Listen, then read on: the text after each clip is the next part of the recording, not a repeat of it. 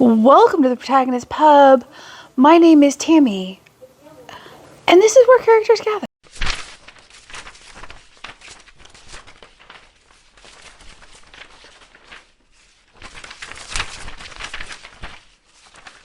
And welcome to the very last day of 2025.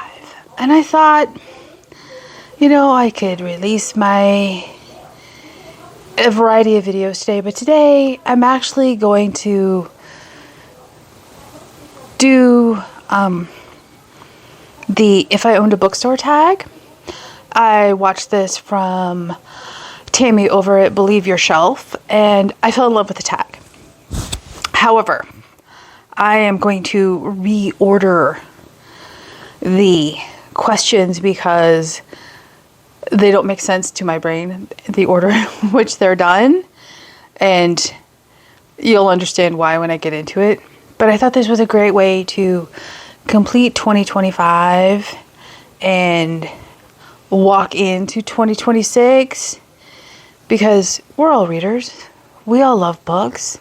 We all harbor this secret fantasy of owning a bookstore. So, let's dream a little. Okay. So, my first question is, where is your bookstore located? And I will put the questions in their original order in the description box down below. Is it in the busy heart of a large city? In a neighborhood of a large city? In a suburban strip mall? In a small town? In a rural area? As you can see, this is question number 6 on the original format. And the answer to this question truly drives answers to the other questions in this tag. So I had to do it first. And for me, the answer is very simple. It's a rural area. I don't like large cities. I live in a small town. We're not quite rural anymore. I would say we're definitely a small town, but we're not rural. And rural locations are chronically underserved. They're small. There's not a huge fortune to be made. They're out of the way. They're inconvenient. But that doesn't mean people in rural communities are less in need of or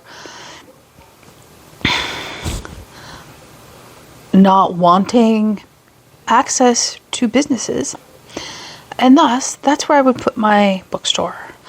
And in large part, this is driven by 2 things. One, my love of the vast emptiness of North and South Dakota. Sky for days, vast stretches of land that has no humans living on it, is far more buffalo and bison than anything. That is where my soul is at peace. And it is also driven by Tia Weston, and I will link her channel down below. I'm not sure when it started. I want to say 2020, end of 2023, beginning of 2024. She bought a house in her hometown for $1. And she restored it on YouTube over the course of the year, taking it from the poor condition in which she found it to a livable home in over the course of a year. And it is amazing. It is, she posts a video every Sunday morning. Every Sunday night I watch the latest video, and I just love it. So towards the end of this year, she bought another house in her small town in North Dakota to restore, and she's going to auction it off, and she's going to do it slowly. She's bringing people back into her community. She's restoring these old, beautiful homes and keeping their character, I might add, not just, fast flipping them. And it's just inspirational. So I would put my bookstore in one of those small rural communities. Okay. Question number 2 for me, and on the tag, it is question number 7. How does your bookstore look from the outside? Sleek and modern, dark and brooding? And the answer to that is it depends. Was the old, abandoned general store available for purchase? Is it an old abandoned house? It depends on, what's available at the time. I would keep the exterior of the original structure as true to form as possible. There's no point in trying to revitalize your small rural community if you just wipe it from its past. So I would keep it as true to its original form as possible. Question number 3 for me, question 8 on the list. What is your specialty? Used books? New and used? Only nonfiction?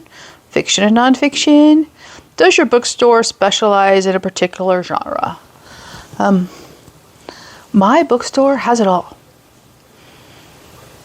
A small rural bookstore needs to have,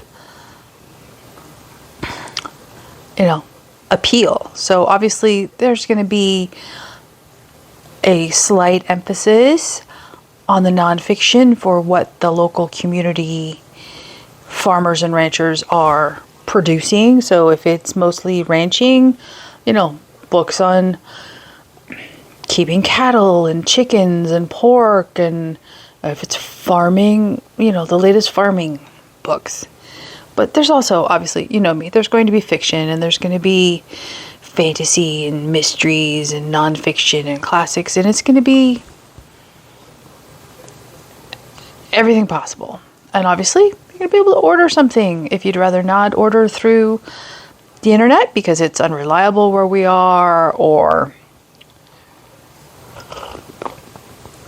you would just prefer not to expend your money on a big box store or online store. I will gladly order whatever you'd like. Okay, question number 4, which is question number 1. What are your hours of operation? Excuse me, I have a definite tickle in my throat. They're going to be weird, but they make sense for a rural community. They're going to be roughly 7 to 7. Farmers and ranchers, you're up early, you're milking cows, you're collecting eggs, you're doing farm chores, you go to bed early so that you can get up early. You're not, hanging around downtown at 9:30, 10 o'clock at night, browsing the bookstore. So it would be in keeping with, business hours the farmers and ranchers keep. There's no point in being open when everyone in your town is asleep, or being closed when everyone in your town is awake. And plus, I'm a morning person. I go to bed early myself. I don't want to be, roaming the store at 10 o'clock at night either. So there is that. Okay, question 5 and question 2 on the original is there ambient music? What kind? No. I am not a fan of piped-in elevator music in stores. It drives me nuts. I don't care if it's elevator music, if it's the local radio station, whatever it is. It drives me nuts. I understand that it's there, in large part in modern day, to mute conversations on cell phones. That's why there's a sign on my front door that says, please mute your cell phone. And if you must have a conversation, please exit the building. or ask to use the back room. There's no need to disturb everybody else to have that conversation. Thus, there's no music. Okay, I've lost track now. Question 6 or question 3. Is there a coffee bar? Do you serve alcohol? I'm on the fence on this. I am really not a huge fan of coffee bars in bookstores. I've never seen a bookstore that sells alcohol. Well, maybe I have in San Francisco many years ago, but you know, I don't see the need. And in a small town, there's going to be some place that serves coffee, and there's undoubtedly going to be a bar. So why would I include options in my store that would take away from other local businesses struggling to stay afloat? Sure, you can bring it in, but I would rather those businesses be successful and there be some cooperation between the community businesses than me setting up a coffee bar in the bookstore to take away business from the coffee shop down the street. Just doesn't make sense. Okay, next question. Are patrons encouraged to linger? Are there comfortable chairs? What kind of lighting? Are there tables? Are there areas for group gatherings? That is very much structurally dependent.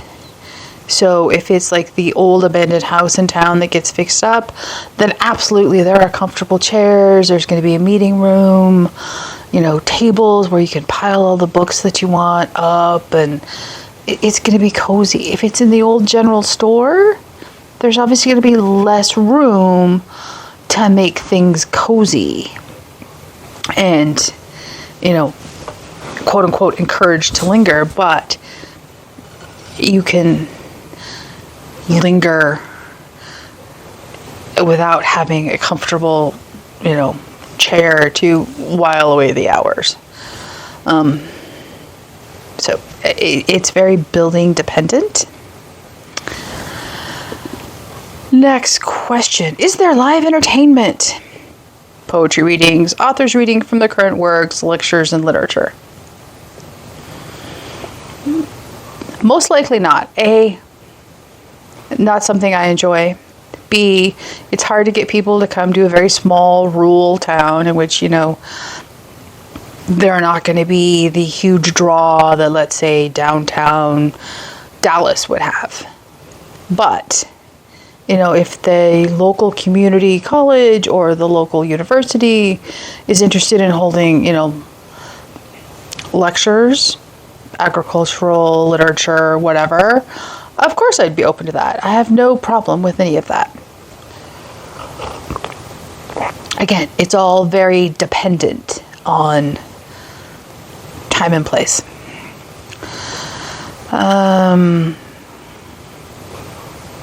Okay, this brings us to the last question. What is the name of your bookstore? I have thought long and hard on this question, and it isn't going to be a surprise to anyone. I am naming my bookstore The Protagonist Pup. Not only is it on brand for me, but it screams bookstore. It screams, walk inside, find something to read, lose yourself in somebody else's life, be it a biography, a fantasy, a mystery, whatever it is. There's a protagonist in the book. And I just think it works so well as a bookstore name. So that would absolutely be what I would call my bookstore in my imaginary town, in which money is no object. And last question is tag some friends. And I am going to tag I'm going to tag Jess. I'm going to tag Anne. I'm going to tag Miriam. And lastly, I'm going to tag Lucy. They all have such different personalities and interests in reading and at the different stages they are in their lives, I'm going to be fascinated to hear their answers. So if I didn't tag you, please feel free to do this. I will post a link to Tammy's video that I watched. I will post the original video as well and the questions, and I will post a link to Tia's channel. I highly, if you live in the Midwest or you're just generally interested, highly recommend Tia's channel. So leave a comment down below, like and subscribe, and I hope you have the happiest of New Year's, and I will see you in 2026.